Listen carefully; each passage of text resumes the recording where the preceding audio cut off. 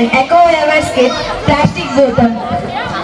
కావాలండి కేజీ టమాటా పళ్ళు, కేజీ బంగాళదుంపలు, కేజీ ఉల్లిపాయలు. ఇదిగోండి. అమ్మ టిఫిన్ ఏం తీసుకురమ్మంటావు? వడ, దోశ, టీ. సరుకులు ఎలా తేవాలమ్మా ఏ సంచి లేకుండా?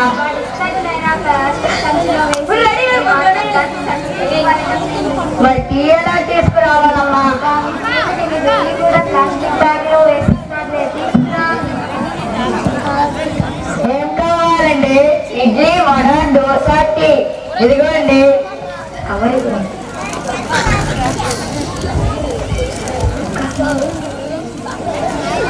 అమ్మా ఈరోజు కోడి వండుతావు? చికెన్ రావాలా, మటన్ తేవాలా, లేదా చేపలు తీసుకురావాలా?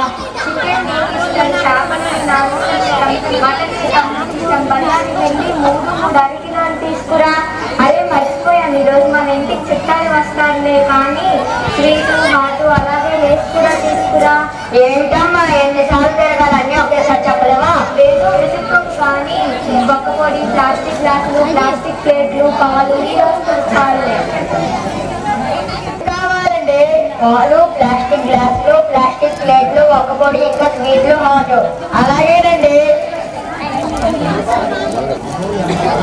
ఇవన్నీ బయట పడేసారా? ఏంటమ్మా ఇవన్నీ ఈరోజు మన ఇంట్లో వాడిన చెత్త. అవునురా.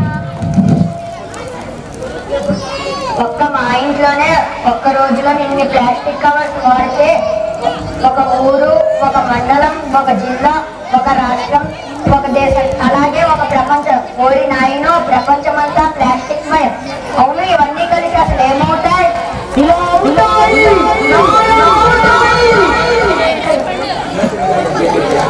ఎవరు నువ్వు? అసలు ఇక్కడికి ఎలా వచ్చావు?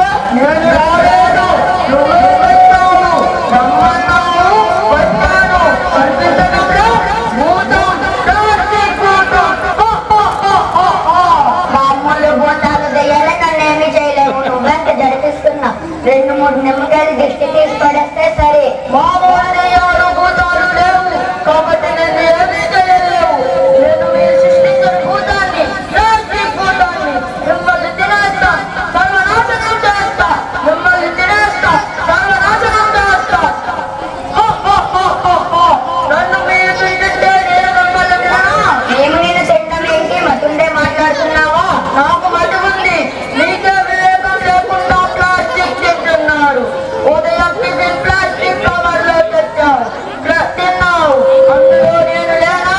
వేడి వేడికి ప్లాస్టిక్ కవర్లో తెచ్చావు, ప్లాస్టిక్ గ్లాస్లో తాగావు. అందులో నేను లేనా? మిస్టర్లు, వాటర్ గ్లాసెస్, స్వీట్స్, ప్రతిదీ ప్లాస్టిక్ తో కడుపుని నింపుకుంటున్నారు. మీరు విసిరి పారేసిన ప్లాస్టిక్ కవర్స్ ఆవులు, బర్రెలు, మేకలు తిని పాల ద్వారా, మాంసం ద్వారా, ఆహార పదార్థాల ద్వారా మళ్ళీ మీలోకే చేరుతున్నాయి. అందుకే నా ఇంత టేస్టీగా ఉంది. మీ పిండాకుడు ఇలాంటి ప్లాస్టిక్ కలుషితాల వల్ల రకరకాల జబ్బులు, క్యాన్సర్ ని కలుగు చేస్తాయి. అయితే ఆ జబ్బులు నువ్వే కారణమన్నా నేను పోయి సాధిస్తాను. నన్ను పాతితే భూమిలో కలవడానికి 1000 సంవత్సరాలు పడుతుంది. నేను కాల్ చేస్తా. నన్ను కాల్ చేస్తే గాలిలో కలిసి డయాక్సైడ్ అనే విషమాలుగా మారి మళ్ళీ నీలోకే చేరి క్యాన్సర్ ని కలుగజేస్తా. నేను గోదావరిలో అప్పుడు కూడా నీటి ద్వారా, నీటిలోని ప్రాణుల ద్వారా, ఆహార పదార్థాల ద్వారా మళ్ళీ మిమ్మల్ని చేరి కబలిస్తా. ఏం చెయ్యొచ్చా దేవుడా?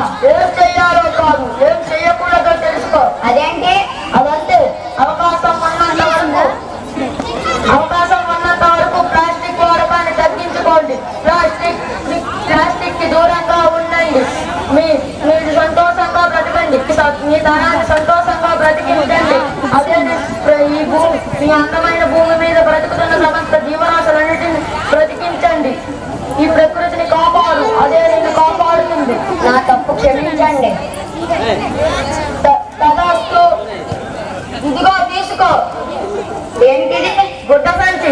నేటి